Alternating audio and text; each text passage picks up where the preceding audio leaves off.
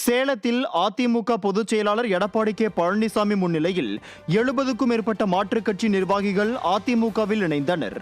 சேலம் திருவாக்கவுண்டனூர் வேலுமணி ஏற்பாட்டில் பன்னீர் ஆதரவாளர்களான சேலம் மாவட்ட தகவல் தொழில்நுட்ப பிரிவு செயலாளர் ஜே.கே. வினோத், மாவட்ட அம்மா பேரவை செயலாளர் மூர்த்தி, இணை செயலாளர் பூங்கொடி, துணைத் தலைவர் பரமேஸ்வரி, வார்டு பிரதிநிதி சிங்காரவேல் மற்றும் அமமுகவை சேர்ந்த சூரமங்கலம் பகுதி இணை செயலாளர்கள் திருமூர்த்தி, காவேரி, வட்ட செயலாளர் வைரமணி, இணை செயலாளர் விசாலாட்சி, அவைத் தலைவர் இருசா கவுண்டர், எஸ். பாலப்பட்டி ஊராட்சி செயலாளர் அருள்குமார், மாவட்ட அம்மா பேரவை இணை செயலாளர் வில்சன், துணை செயலாளர் அருள்முருகன், தனசேகர், சேலம் கிழக்கு ஒன்றிய இணை செயலாளர் சிவசங்கர், திமுகவை சேர்ந்த சேலம் மத்திய மாவட்ட இளைஞரணி நிர்வாகி ரஞ்சித் உள்ளிட்ட 70க்கும் மேற்பட்டோர் அக்கட்சியிலிருந்து விலகி கழக பொதுச் செயலாளரும் எதிர்க்கட்சி தலைவருமான எடப்பாடி கே பழனிசாமி முன்னிலையில் சேலம் நெடுஞ்சாலை நகரில் உள்ள அவரது இல்லத்தில் நேரில் சந்தித்து அதிமுகவில் தங்களை இணைத்துக் கொண்டனர்.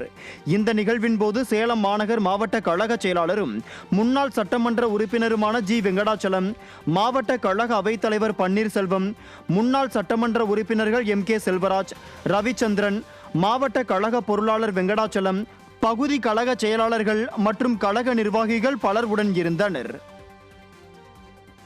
வருகின்ற சட்டமன்ற தேர்தலில் அதிமுக ஆட்சி அமைப்பது உறுதி என முன்னாள் அமைச்சர் எஸ்.பி. வேலுமணி தெரிவித்துள்ளார்.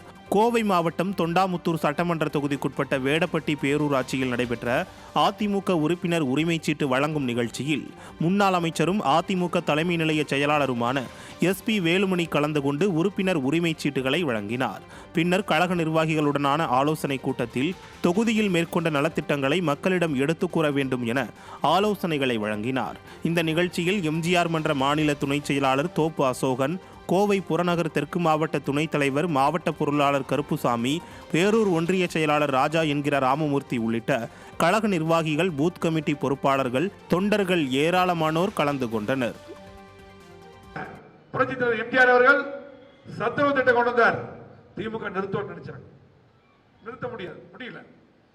புரட்சித் தலைவர் அம்மா அவர்கள் தாலிக்கு தங்க கொடுத்தாங்க, மிக்சி பேன் கிரைண்டர் கொடுத்தாங்க, லேப்டாப் கொடுத்தாங்க. சரி, நமக்கு ஓட்டு போடல, வீட்டுக்கு போய் திருப்பி வாங்கிட்டு வர முடியுமா? முடியாது. அதே போலதான் இந்த 1000 ரூபாய குடும்பத் தலைவருக்கு எப்படி கொடுத்தாங்க? எடப்பாடியார் சட்டமன்றத்தில் கவன தீர்மானம் கொண்டு வந்தார். நாங்கெல்லாம் சேர்ந்து போராடின 2 வருஷம் கழிச்சு வேற வழி இல்லாம கொடுத்தாங்க. அது உங்களுடைய வரி பணம். திமுக வீட்டுல இருந்து கொடுக்கல, அதுதான் உண்மை. திமுக வீட்டுல இருந்து 1000 ரூபாய் கொடுத்தாங்க, கொடுக்கல. உங்க பணம் அதை எடுத்து சொல்லணும். எந்த கொம்பனாலும் 1000 ரூபாய் நிறுத்த முடியாது. அதுதான் நீங்க சொல்லுங்க, 1000 ரூபாய் நிறுத்தினா அதுக்கு நாங்க பொறுப்பு, நாங்க தரோம்னு சொல்லுங்க, பிரச்சாரம் பண்ணுங்க. நிறுத்த முடியாது, ஏமாத்துற